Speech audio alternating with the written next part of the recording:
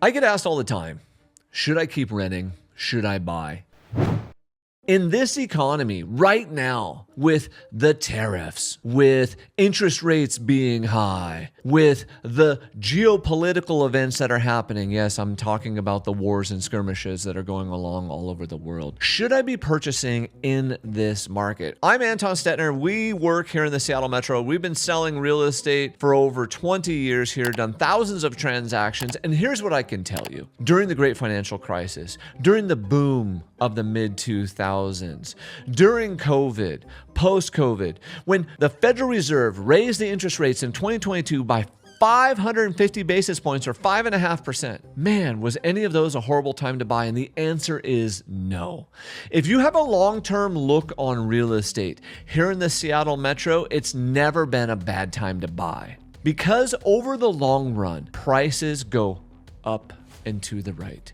I read a stat one time that the Seattle Metro has appreciated 829% in the last 40 years. Blew my freaking mind. When I first started selling real estate, you could buy a home in Seattle, in one of the nicer neighborhoods for like 240, 250 grand. We were just in bidding wars last week in those same neighborhoods for what we call a POS. That's a technical term if you don't know what it means. Google it. Those POSs were at 1.2, 1.25. So from 2003 to 2025, all you did was add a cool million right to the front of that. And we had the great financial crisis happen during that process. So people said, well, Anton, what about the great financial crisis? As someone who lived through that, who worked through that, who worked for 54 different financial institutions doing foreclosures, all you had to do was not sell your property. And for a lot of people, their mortgage was cheaper than their rent. They shouldn't have sold. We told people not to sell, but the fear was so high that probably 30%, maybe 40%, maybe 50% of the people didn't have to sell, but they were fearful of the unknown. Today in 2025, in our area, rents are flat, okay? They're not appreciating rapidly. But the problem with this whole story is I've been talking with my friends that are builders and developers, and I'm a builder developer myself. And we all know is that in 2022, when interest rates shot up, what happened to land development applications and what specifically happened to multifamily applications? Multifamily applications dropped by 70%. So I know when you look around the Seattle Metro, there's still some big apartment buildings going up. I want you to know and understand that to get an apartment put together, that whole process is a minimum of 3 years from starting on the paperwork to getting it built. And for the really big complexes, it's as much as 5 years. So you go back and you go, okay, well, that was started in 2022, and you see them finishing now in 2025. What's that going to mean for 2026? It means that we are going to have a lack of multifamily and rental supply, which means there should be above average rental growth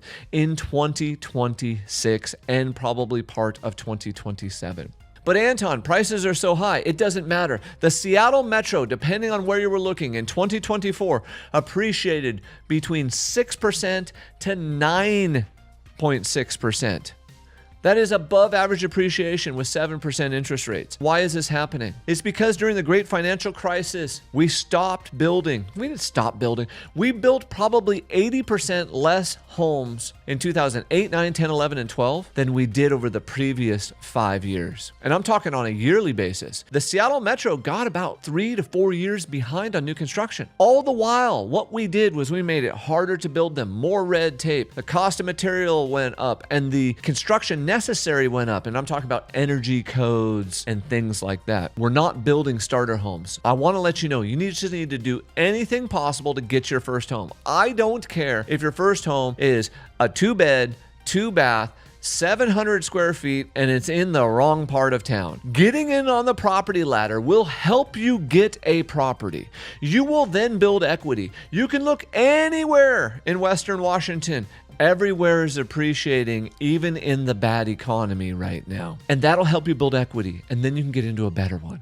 And then a better one, and then possibly even your dream home. But you have to start somewhere, and you have to stop flushing the money down the toilet and making the landlord rich. Lastly, one thing I want to leave you with, because renters don't always think about this. As you're renting, do you get an amazing tax deduction? And the answer is no.